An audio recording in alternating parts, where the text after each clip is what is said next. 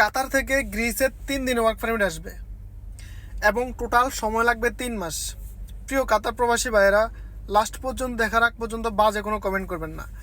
দেখেন, কাতারে বিভিন্ন গ্রুপের ভিতরে এইসব পোস্ট করা হয়, আমি আপনাদের স্ক্রিনে দিয়ে দিছি।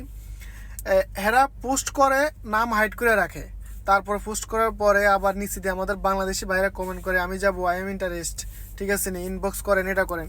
আচ্ছা, এই সমস্ত মানুষগুলো যখন ওদের সাথে কন্ট্যাক্ট করে, টাকা জমা করে, ওরা কি আদৌ কি ওনাদেরকে গ্রিস নিয়ে যেতে পারবে? আরে ভাই, যারা অফিস নিয়ে বসে আছে, লাইসেন্স নিয়ে বসে আছে, অফিসের মাধ্যমে মানুষ টাকা জমা দিয়েও অনেক সময় টাকা মার খায়, অনেক সময় ভিসা হয় না, টাকা রিটার্ন আসে। আপনারা যারা এই ভুলগুলো করতেছেন, এগুলো কখনো করবেন না। চেষ্টা করেন অফিসের মাধ্যমে, অফিসের মাধ্যমে চেষ্টা করলে আপনার টাকা পাওয়ার সম্ভাবনা থাকে, ঠিক আছে নি। সো এই ভিডিওটা আপনারা বেশি বেশি সমস্ত গ্রুপে শেয়ার করে দেবেন কাতারের, যেন মানুষ অন্তত এগুলো থেকে সতর্ক থাকে। এগুলো বাটফার, এগুলো দালাল, তো সবাই সতর্ক থাকবেন। এগুলো কখনো সম্ভব না, তারা কখনো নিতে পারবো না আপনাকে ভাই।